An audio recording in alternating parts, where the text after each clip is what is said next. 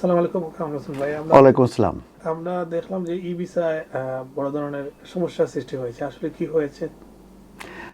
ই visa যেটি মূলত roll out হচ্ছিল এবং আমরা জানি যে 31 ডিসেম্বরের পরে যে কোনো ফিজিক্যাল ডকুমেন্ট আর ইউজ করা সম্ভব ছিল না এবং সেই কারণে ই ভিসার প্রচলন শুরু হয়েছিল এবং অসংখ্য যারা ইন্ডিভিজুয়াল যারা এদেশে আছে বিভিন্ন ভিসায়, ইনক্লুডিং যারা indefinite leave to remain in the ইউকেতে আছে কিংবা সেটেলমেন্ট আছে, তারা মূলত এই ই ভিসায় সুইচ করছিল।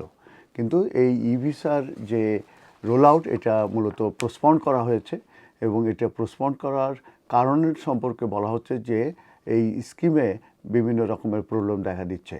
আমরা ইতিমধ্যে বেশ কমপ্লেন পেয়েছি, যেরকম আমরা কারো হয়তো ই ভিসা অ্যাকাউন্ট খুলেছি, খোলার পরে দেখা যাচ্ছে যে সেই অ্যাকাউন্টটা কিন্তু আর কাজ করছে না।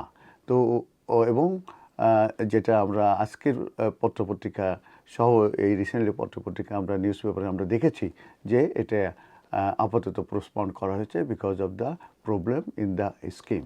এই সম্পর্কিত ব্যাপারে কিন্তু আগেও আমরা শুনেছিলাম যে এটা ওয়ান্ডার্স আর একটা কেলেঙ্কারির মতো আর একটা কেলেঙ্কারি হতে পারে, কারণ এই সিস্টেমের কারণে যে সমস্যাটা আমরা মেন যেটা আমরা আশা করছিলাম সেটা হচ্ছে যে যারা indefinite leave to remain in the UK আছে কিংবা সেটেল স্ট্যাটাসে আছে এবং যাদের দেখা যাচ্ছে যে বায়োমেট্রিক রেসিডেন্ট পারমিট কার্ড নাই, তারা কিন্তু এই ই ভিসা অ্যাকাউন্টটা খুলতে পারছিল না।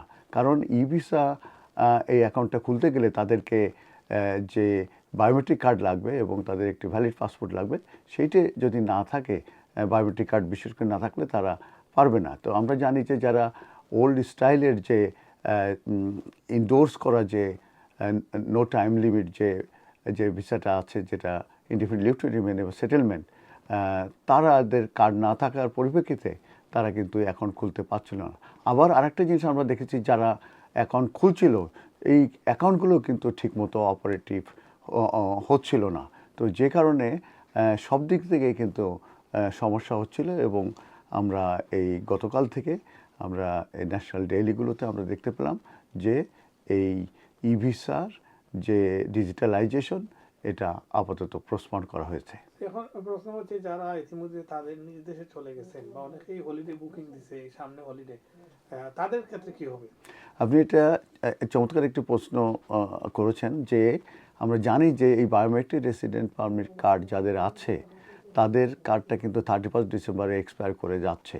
অতএব অনেকেই কিন্তু হলিডে বুকিং দিয়েছে। আমরা জানি যে বিশেষ করে এই উইন্টার সিজনে সবাই বাংলাদেশে যেতে চায়, তো অনেকে বুকিং দিয়েছেন এবং তারা আসবেন কিন্তু পরবর্তীতে যে জানুয়ারির পরে, জানুয়ারি মাসে কিংবা ফেব্রুয়ারি আসবে। এখন যদি এই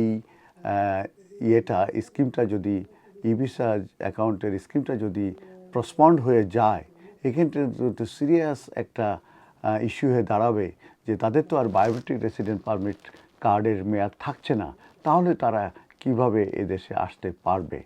অতএব এটা একটা সিরিয়াস ইন কোশ্চেন। আমার কাছেও আসলে এর আনসার নাই। শুধু আমি বলতে পারি যে অবশ্যই গভর্নমেন্ট এবং হোম অফিসকে এমন কিছু করা উচিত, যারা এই ই ভিসা খুলেছে অন্তত তারা যদি বাংলাদেশে কিংবা অন্য দেশে যায় হলিডেতে, তারা যখন 1 জানুয়ারি পরে ফেরত আসতে চাইবে, অন্তত যাদের অ্যাকাউন্ট খোলা হয়েছে সেই অ্যাকাউন্টটা যাতে অপারেট হয় এবং সেটা ইউজ করে তারা যাতে আসতে পারে, সেটাই হোম অফিস এবং গভর্নমেন্টকে নিশ্চিত করা উচিত। তা নাহলে কিন্তু এটা সিরিয়াস একটা প্রবলেম দেখা দেবে এবং এখানকার যেসব ইন্ডিভিজুয়াল যারা বিভিন্ন ভিসায় আছে তাদের জন্যে ফেরত আসা, এটা কিন্তু একটা ডিফিকাল্ট হয়ে যাবে।